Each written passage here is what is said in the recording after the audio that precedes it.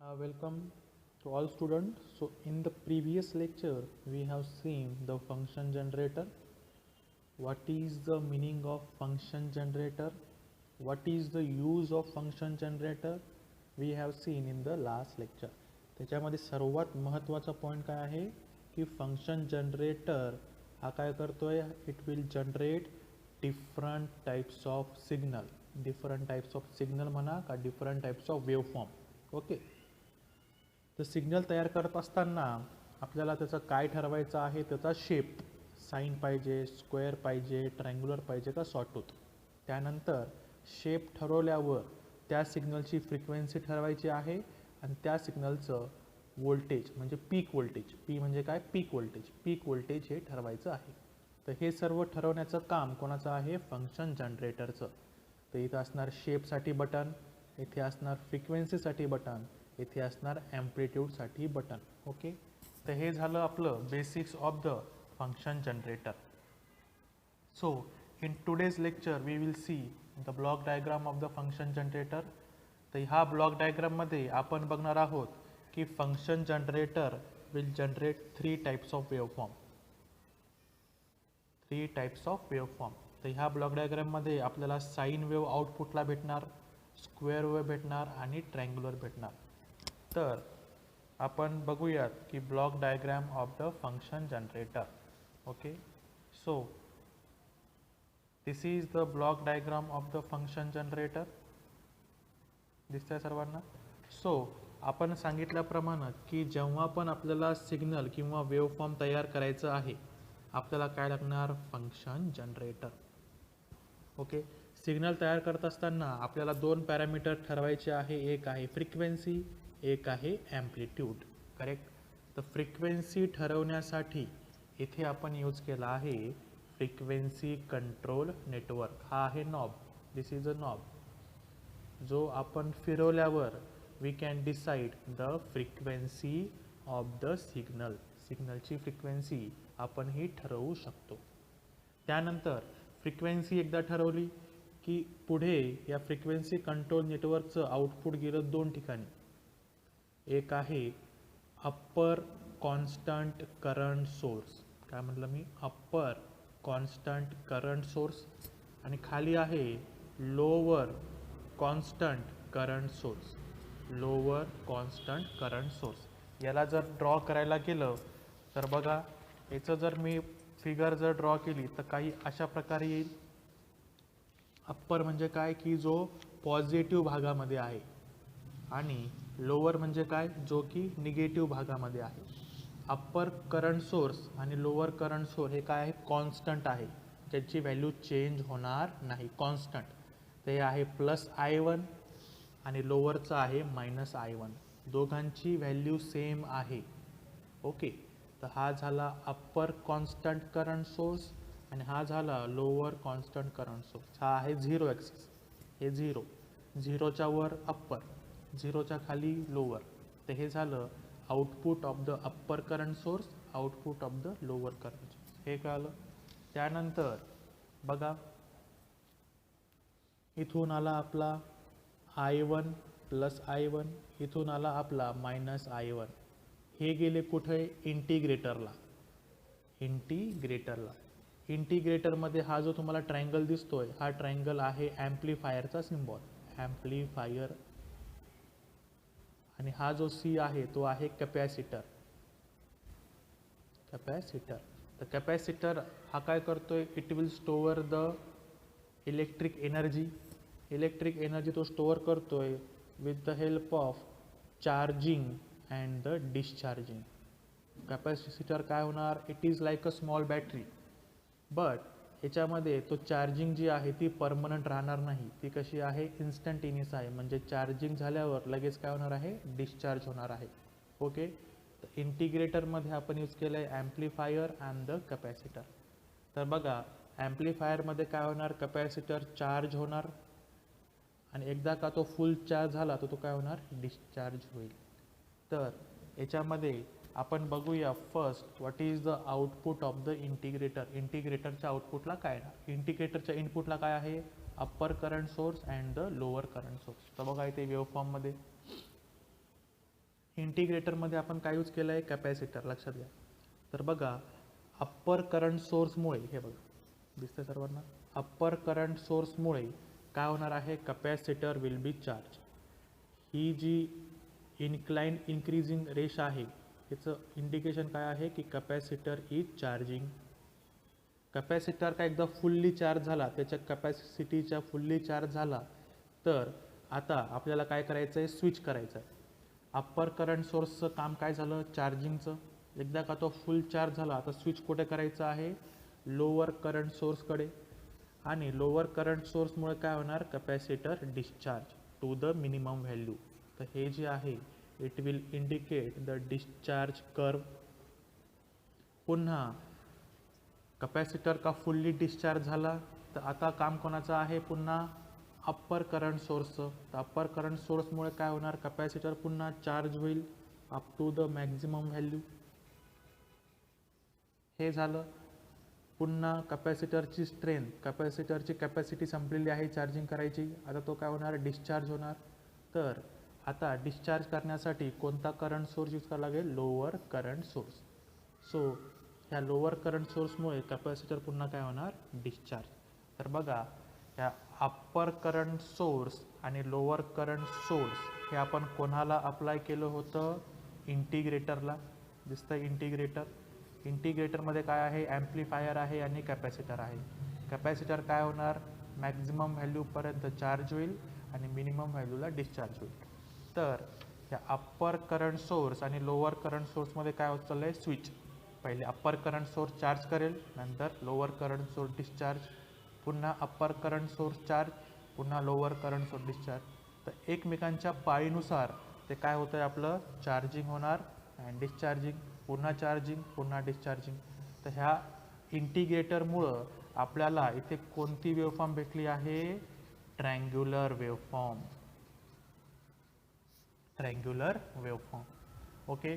तर इथे बघा, हे स्विचिंग जे करायचं आहे, अप्पर करंट सोर्स एकदा चार्जिंगसाठी, लोअर करंट सोर्स एकदा डिस्चार्जिंगसाठी. तर हे करण्यासाठी इथे आपण लावलं आहे फीडबॅक. बघा, हे फीडबॅक, याला आपण म्हणायचं फीडबॅक. कशासाठी, स्विचिंगसाठी. एकदा का इथे हा मॅक्झिमम चार्ज झाला, तर चार्ज झाल्यावर फीडबॅक थ्रू सिग्नल कुठे चालला आहे, अप्पर करंट सोर्स आणि लोअर करंट सोर्सला. मग ॲटोमॅटिकली दोघांमध्ये काय होणार, switching due to of the feedback. तर हे झालं आपलं आउटपुट ऑफ द इंटिग्रेटर. इंटिग्रेटरचं आउटपुट काय आहे, ट्रँग्युलर सिग्नल. कोणता सिग्नल आहे, ट्रँग्युलर सिग्नल. नंतर आता आपल्याला कोणता सिग्नल तयार करायचा आहे, ट्रँग्युलर झाला. आता कोणता सिग्नल तयार करायचा आहे, स्क्वेअर आणि साइन वेव्ह. तर स्क्वेअर आणि साइन वेव्ह तयार करण्यासाठी आपण अजून दोन ब्लॉक यूज केले. एक आहे व्होल्टेज कंपॅरेटर. कोणता आहे, व्होल्टेज कंपॅरेटर. आणि साइनसाठी आपण यूज केला आहे वेव्ह शेपिंग सर्किट. साइनसाठी काय यूज केला आहे, वेव्ह शेपिंग सर्किट.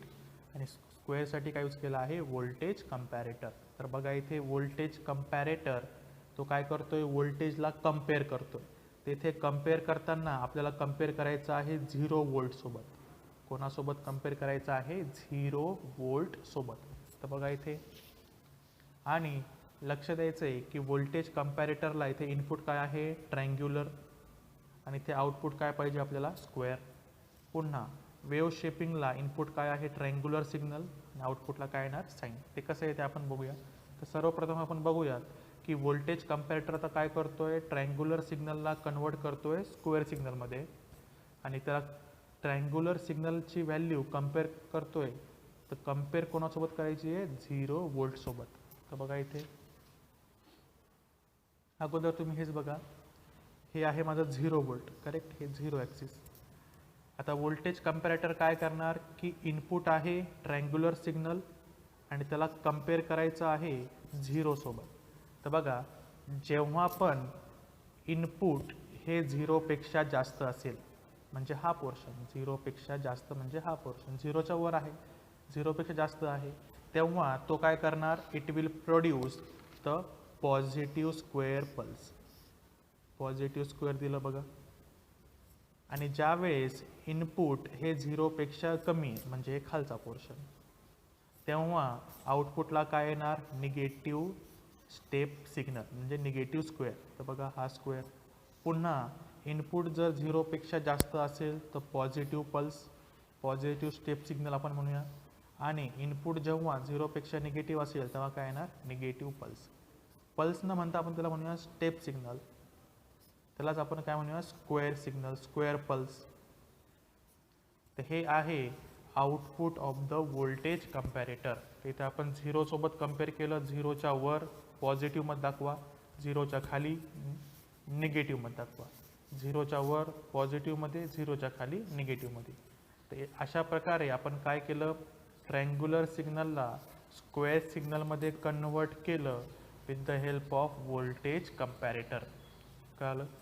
त्यानंतर फक्त एवढं लक्षात ठेवायचं आहे की व्होल्टेज कंपॅरेटर काय करतोय, ट्रँग्युलर सिग्नलला कन्वर्ट करतोय स्क्वेअरमध्ये. ट्रँग्युलर सिग्नलला कन्वर्ट करतोय स्क्वेअरमध्ये. आणि वेव्ह शेपिंग सर्किट काय करतोय, ट्रँग्युलर सिग्नलला कन्वर्ट करतोय साईन सिग्नलमध्ये. तर इथे काळजीपूर्वक जर आपण बघितलं, हा कोणता सिग्नल आहे, ट्रँग्युलर सिग्नल, बरोबर. जर ह्या ट्रँग्युलर सिग्नलचं आपण काही वरचा भाग जर काढून टाकला आणि खालचा भाग जर काढून टाकला, पुन्हा काही वरचा भाग काढून टाकला, पुन्हा खालचा भाग काढून टाकला, तर हे कसं दिसतंय, it is looking as a sine wave. बघा कसं दिसतंय, looking as a sine wave. म्हणजे आपल्याला काय करायचं आहे, ट्रँग्युलर वेव्हला शेप द्यायचा आहे. कसा शेप द्यायचा आहे, साईन वेव्ह सारखा. त्यामुळं आपण त्याला काय म्हणलं, वेव्ह शेपिंग सर्किट. ट्रँग्युलर वेव्हचंच अप्पर पोर्शन कट करायचं, लोअर पोर्शन कट करायचं, दिसतंय साईन सारखं. पुन्हा अप्पर पोर्शन काही कट करायचा, लोअर पोर्शन काही कट करायचा. म्हणजे काही पोर्शनला शेप दिला तर triangular wave form will be converted into sine wave form. तर वेव्ह शेपिंग सर्किटमध्ये आपल्याला लागतील डायोड्स. डायोड्सचा यूज करून आपण वेव्ह शेपिंग सर्किट हे तयार करायचं आहे आणि ट्रँग्युलर वेव्हफॉर्मला कन्वर्ट करायचं आहे स्क्वेअर वेव्हफॉर्ममध्ये. तर बघा इथे एक क्विक रिव्हिजन घेऊया आपण. Frequency control network to decide the input frequency, upper constant current source, lower constant current source. ते गेलं इंटिग्रेटरला. इंटिग्रेटरचं आउटपुट आहे triangular wave. Triangular wave is converted into square wave with the help of voltage comparator. Triangular wave is converted into sine wave or sine signal with the help of wave shaping circuit. इथे waveform कडे या. वरचा भाग जो दिसतोय तो आहे upper current source, खालचा जो आहे तो आहे लोअर कॉन्स्टंट करंट सोर्स. दोघांची व्हॅल्यू सारखी.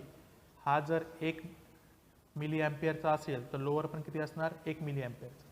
त्यानंतर दोघांमध्ये काय होणार आहे, alternate switching, charging discharging, charging discharging. तर हे करण्यासाठी आपण इथे काय लावलं आहे, फीडबॅक पाथ लावला आहे, फीडबॅक.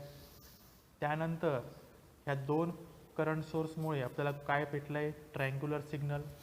ट्रँग्युलर सिग्नलच्या हेल्पने आपल्याला काय तयार करायचं आहे, स्क्वेअर सिग्नल. आणि ट्रँग्युलर सिग्नलच्याच हेल्पने त्याला थोडा शेप देऊन आपण काय तयार केला आहे, साईन सिग्नल. तर सर्वप्रथम कोणता सिग्नल तयार होतोय, ट्रँग्युलर, त्यानंतर स्क्वेअर आणि साईन. ओके. तर हे झालं आपलं फंक्शन जनरेटरची ब्लॉक डायग्रॅम. त्यानंतर याचं ॲप्लिकेशन जर बघायला गेलं, व्हॉट आर द ॲप्लिकेशन्स.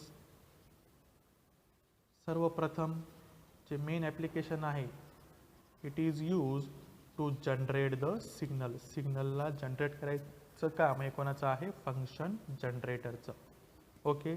त्यानंतर हे कुठे कुठे यूज होतं, it is use in AM and FM. AM पण आपल्याला मेसेज सिग्नल आणि कॅरियर सिग्नल हा तयार करावा लागतो. त्याच्यामुळे ॲम्प्लिट्यूड मॉड्युलेशन आणि फ्रिक्वेन्सी मॉड्युलेशनमध्ये पण याचा यूज होतो. त्यानंतर it is use in the various equipments to generate sawtooth waveform. Sawtooth waveform याच्यामध्ये तयार केली नाही आहे, तरी पण सॉटूथ वेव्हफॉर्म जनरेट करण्यासाठी आपण फंक्शन जनरेटरचा यूज करतो. तर हे 3 मेन ॲप्लिकेशन्स आहेत. त्याच्यापैकी सर्वात महत्त्वाचं आहे to generate the signal. So applications to generate the signal, it is use in the modulation purpose, amplitude modulation and FM modulation, frequency modulation, and it is also use to generate the sawtooth signal. So this is block diagram of the function generator. So that's it for the today's lecture. We will meet in the next lecture. Thank you.